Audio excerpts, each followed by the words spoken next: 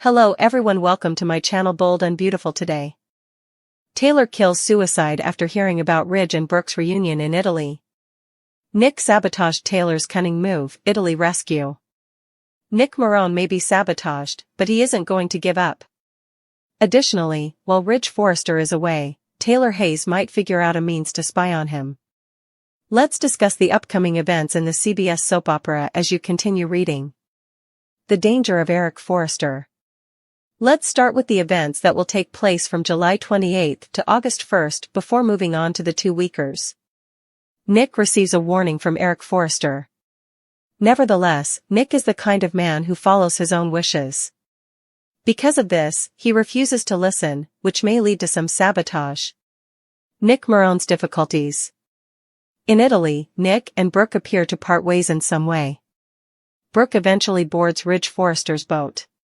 Nick is pleading with a man to locate him a boat back on the streets of Italy. Later, Nick exclaims, "Let the fun begin," with pride. He seems prepared to stand up for the woman he loves. Then, the accident of Brooke Logan. Brooke does, however, eventually tumble into the sea. It appears that Ridge will be the one to save Brooke's bacon. Will Nick update Taylor Hayes about the situation in the interim? Although she would spy on her own fiancé, Taylor did urge him to monitor Brooke. Spoilers for the next 2 weeks of The Bold and the Beautiful. Fans might anticipate that Ridge will have a romantic epiphany around the week of August 4. Ridge will probably then plead with Brooke to return to him. I wonder if there will be a surprise and whether Brooke will come to the realization that she is superior to the Waffle King. Eric Forrester's ominous warning hangs heavy in the Mediterranean air. Nick Marone's defiant spirit collides with unseen machinations threatening to sink his reunion with Brooke Logan before it truly sets sail, while Taylor Hayes, her engagement ring gleaming like a cold promise, sharpens her instincts for surveillance, contemplating a devious move that could shatter her own fragile happiness in her quest for control over a heart forever divided. Eric's threat, delivered with the chilling authority only a patriarch can wield, lands squarely on Nick's shoulders like a physical weight, a stark reminder that his rekindled passion for Brooke exists within a complex web of Forrester loyalties and lingering animosities. This is no simple vacation romance, but a high-stakes gamble played on a global stage, and Eric's message is unequivocal: disrupt the delicate balance, challenge Ridge's proximity, and face consequences Nick might not anticipate. Yet, Nick Marone, sculpted by resilience and hardened by past battles, is not a man easily cowed by warnings, however formidable their source. His love for Brooke, reawakened with volcanic intensity after years of simmering beneath the surface, fuels a determination that borders on reckless abandon. He interprets Eric's words not as a deterrent, but as a gauntlet thrown down, a challenge to prove his worthiness and fight for the woman who, despite decades of turmoil, remains his magnetic north.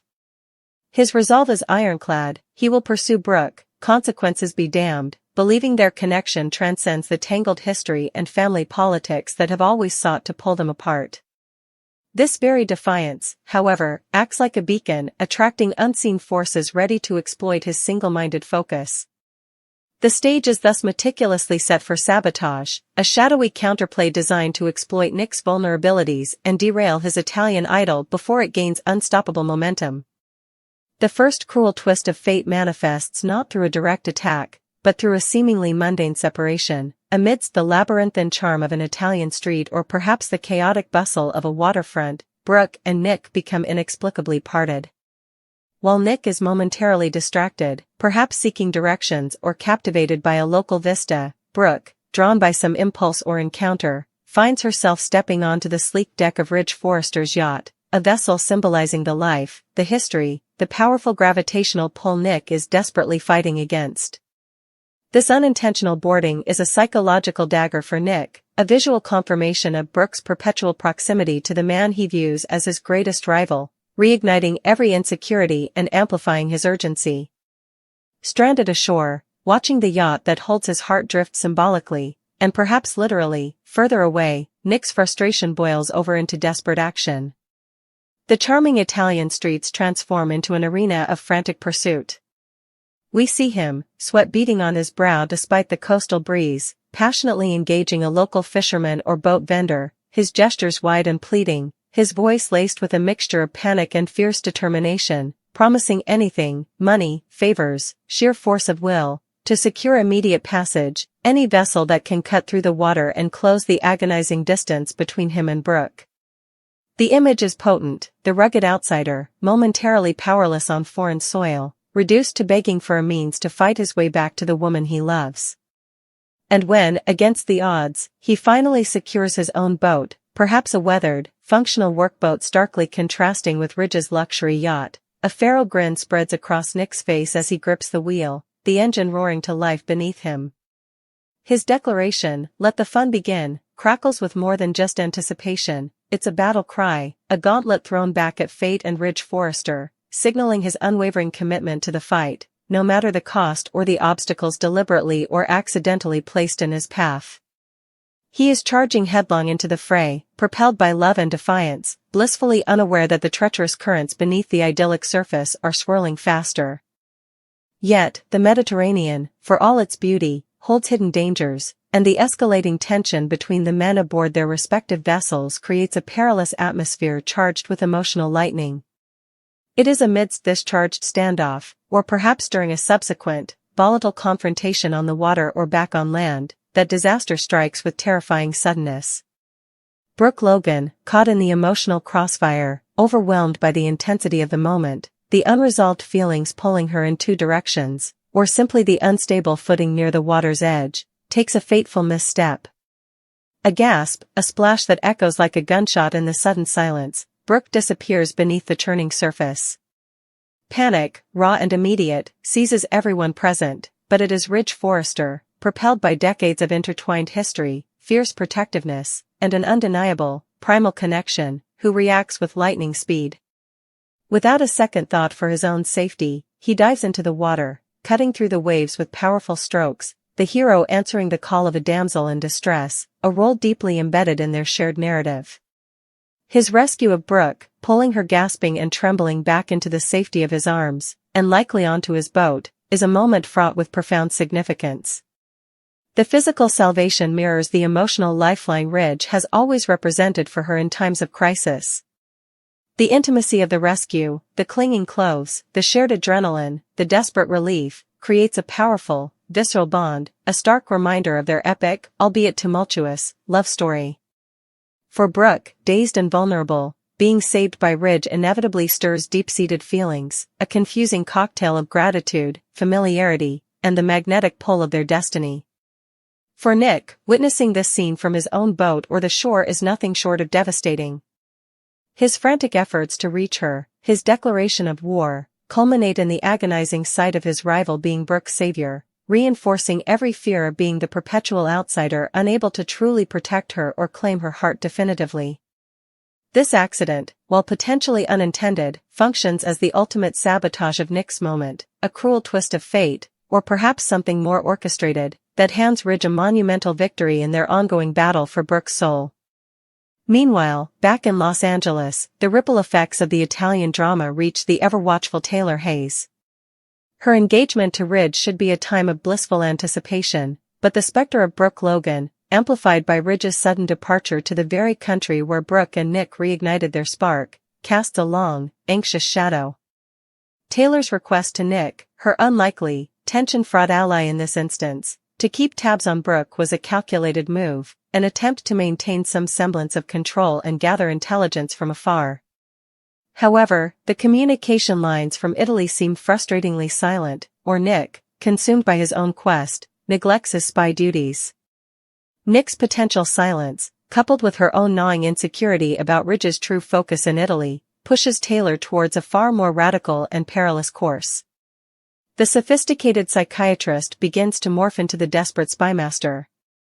The seeds of a truly devious move are sown in her mind. Why rely on a potentially unreliable Nick when she could take matters into her own hands? The idea of covertly spying on Ridge herself takes root, intercepting calls, perhaps hacking into his email, a move requiring morally flexible assistance, or even contemplating the drastic step of deploying a private investigator to trail him in Italy. This contemplation marks a dangerous tipping point for Taylor. Choosing to spy on her own fiancé is a profound violation of trust, a betrayal that could annihilate their relationship if discovered. It speaks to the depth of her insecurity and her lingering inability to fully believe she has finally won Ridge free from Brooke's orbit. The potential fallout is catastrophic. Not only could it destroy her impending marriage, but it could also push Ridge further away, potentially straight back into Brooke's arms, the very outcome she's desperately trying to prevent. Her devious move, born of fear and suspicion, is a ticking time bomb threatening to obliterate her own happiness. As the drama reaches its fever pitch in Italy with Brooke's rescue and Nick's agonizing defeat, the narrative hurtles towards the explosive 2-week period beginning August 4. Spoilers promise a romantic epiphany for Ridge Forrester. Witnessing Brooke's vulnerability, saving her life, holding her close in that charged moment, these experiences are likely the catalyst. The near loss could shatter his complacency, forcing a visceral confrontation with the undeniable, enduring power of his connection to Brooke. The Logan charm, the history, the sheer weight of their epic love story, might crash over him with renewed, undeniable force. This epiphany is poised to trigger a seismic shift. Ridge, the man notorious for his indecision, might finally reach a moment of clarity, realizing that Taylor, for all her qualities, represents stability but perhaps not the all-consuming passion he shares with Brooke. The spoilers suggest he will beg Brooke to come back to him, a significant act of vulnerability from the often arrogant designer. This desperate plea, emerging from his epiphany, throws Brooke's world into even greater turmoil. However, the tantalizing question lingering is whether Brooke, having just been saved by Ridge and undoubtedly stirred by his plea, will experience her own moment of clarity. After years of being hurt by the Waffle King's indecision, after building something cautiously hopeful with the steadfast Nick, will this crisis finally compel her to realize she deserves unequivocal love and commitment? Will she look at Ridge's begging, born from yet another dramatic twist, and see it not as proof of destiny, but as further evidence of his chaotic inconsistency? Could she, in a stunning twist, decide that Nick's unwavering, albeit sometimes reckless, devotion represents the safer, more respectful harbor after decades of emotional storms? The potential for Brooke to reject Ridge's plea, choosing self-worth and the possibility of a calmer future with Nick over the exhausting roller coaster of Ridge, hangs as a deliciously unpredictable possibility.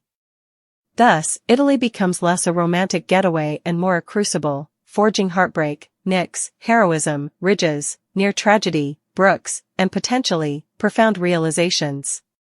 Eric's thread echoes as Nick faces sabotage, both circumstantial and perhaps intentional, his fight momentarily drowned. Taylor's contemplated devious move threatens nuclear fallout back home.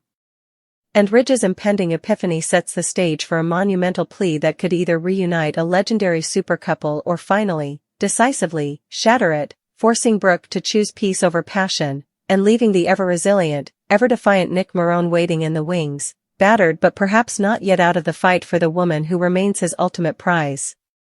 The fun, as Nick declared, has indeed begun, but its aftermath promises tears, betrayals, and choices that will redefine lives forever. Nick's race, Brooke's danger, and Lee's cruelty. Lee Finnegan will throw Sheila Carter sharp. In Italy, Brooke Logan finds himself in a precarious predicament. Will Spencer also encourages Elector Forrester to pursue a different line of work? Let's discuss the upcoming events in the CBS soap opera as you continue reading. Finnegan's cruelty to Lee.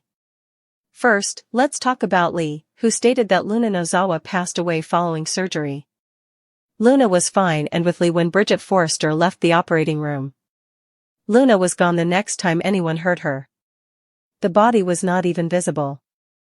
Lee was questioned by Sheila over a Luna memorial service. But Sheila was taken aback when the doctor said it had already been dealt with. Sheila will apparently beg Lee to bid Luna farewell for the last time. But the wise physician will refuse. Brooke Logan's crash. Brooke Logan is traveling to Italy for work at Forrester Creations. Ridge and Eric Forrester are with Brooke. Brooke will depart to spend time with Nick Marone following the fashion presentation and interviews. Nick asks a man on the street where he can get a boat in a weekly preview clip. Nick appears to be in a grave situation, and Brooke is not with him. Ridge and Brooke are on a boat in the meantime. Nick eventually purchases a boat and sets out to find Brooke. But which man will be the hero when she falls into the water? The future of Electra Forrester. Will and Electra discuss the future back in Los Angeles. Electra's future at Forrester Creations, not theirs. Will hope she will pursue a career in fashion modeling. But given what she endured with Remy Price, Electra could object. Recall that he claimed to need a model in order to obtain those photos of Electra. The week of July 28, 2025. Steffi Forrester Finnegan may be getting ready to say goodbye for a while next week. The star is preparing to give birth to her 5th kid. Steffi and the children appear to be taking a short vacation from Los Angeles this time. It will be impossible for Daphne Rose to avoid Carter Walton ever again. Is it possible that Hope Logan and Liam will reunite? Finn will continue to investigate Liam's miracle in the meanwhile. Keep an eye out because Bridget Forrester might be able to aid Finn, and this could bring them closer. Dr. Lee Finnegan wields not a scalpel but a lie sharp enough to cut through the very fabric of a mother's soul. Sheila Carter Sharp, the woman whose name evokes both terror and a desperate, twisted maternal longing, stands reeling before Lee, her plea for closure, a mere chance to whisper a final goodbye to the daughter she believed lost. Luna Nozawa, met with an icy, calculated refusal that feels less like professional protocol and more like deliberate torture. The truth, known only to Lee and the ghost of Bridget Forrester's memory, hangs heavy and unspoken. Luna was alive after surgery, vibrant in that fleeting moment Bridget witnessed before Lee orchestrated her vanishing act. No body, no ceremony, just Lee's curt dismissal of a memorial service, already handled, a phrase so sterile it chills the blood. This isn't grief management. It's psychological warfare, a cruel game where Lee holds all the cards, exploiting Sheila's profound loss and gnawing guilt over her tumultuous past with Luna. Every word Lee utters, every cold denial she delivers, isn't just shielding a secret, it's twisting the knife, forcing Sheila to confront the agonizing void without proof, without ritual, without the solace of certainty. Is this vengeance for Luna's connection to Sheila? A desperate cover-up for something far more sinister? Or simply the manifestation of Lee's own deep-seated ruthlessness, now fully unmasked? The cruelty lies not just in the lie itself, but in the meticulous, heartless manner of its delivery, leaving Sheila stranded in a purgatory of grief and suspicion, her anguish a grim testament to Lee's capacity for profound emotional brutality. And the tension crackles with the unspoken threat. What happens when Sheila, pushed beyond the brink of despair by this calculated torment, finally snaps? Lee may believe she holds Sheila in checkmate, but cornering a woman with Sheila's history is a perilous gamble, setting the stage for an explosive confrontation where Lee's carefully constructed deception could shatter, potentially throwing Sheila into a vortex of unpredictable, dangerous action, a cruel fate Lee seems chillingly willing to orchestrate. Meanwhile, continents away, the sun-drenched beauty of Italy provides a deceptive backdrop for a crisis hurtling towards catastrophe. Brooke Logan, basking in the afterglow of Forrester Creations' successful fashion show alongside Ridge and Eric, anticipates a leisurely interlude with an old flame, Nick Marone. Yet, the picturesque canals and piazzas morph into a labyrinth of escalating danger. Separated from Brooke, Nick's easy charm vanishes, replaced by frantic desperation etched on his face as he collars strangers on cobblestone streets, his voice tight with urgency. A boat. Where can I get a boat now? His panic is a stark, terrifying counterpoint to the Italian serenity. Unbeknownst to him, Brooke is already out on the water, not with him, but with Ridge. The specifics of the looming peril are shrouded in the Adriatic mist. A sudden storm? A reckless maneuver? A sinister hand? But the consequence is horrifyingly clear in the weekly preview's chilling implication. Brooke plunges into the churning, unforgiving sea. Nick's desperate race transforms into a heart-stopping chase across the waves, a lone figure piloting a commandeered vessel against time and tide, his mission singular: reach Brooke before the water claims her. The terrifying question hangs in the salt air: will Nick's frantic pursuit end in heroic salvation, or tragic futility? And crucially, which man, the estranged husband sharing her boat, Ridge, or the former lover racing to her rescue, Nick, will emerge from the frothing chaos as her savior? This isn't just a physical rescue mission, it's a potential seismic shift in the complex, decades-long dynamic between Brooke, Ridge, and Nick. The danger Brooke faces is immediate and visceral, a life hanging in the balance, but the ripples of her plunge threaten to drown old alliances and rekindle dormant passions, making her peril in Italy a pivotal moment with repercussions destined to wash ashore in LA. Back in the familiar tension of Los Angeles, amidst the glittering facade of Forrester Creations, a different kind of risk assessment is underway. Will Spencer, perhaps seeking purpose or genuinely seeing potential, attempts to chart a new course for Electra Forrester, steering her towards the dazzling, yet treacherous, world of fashion modeling.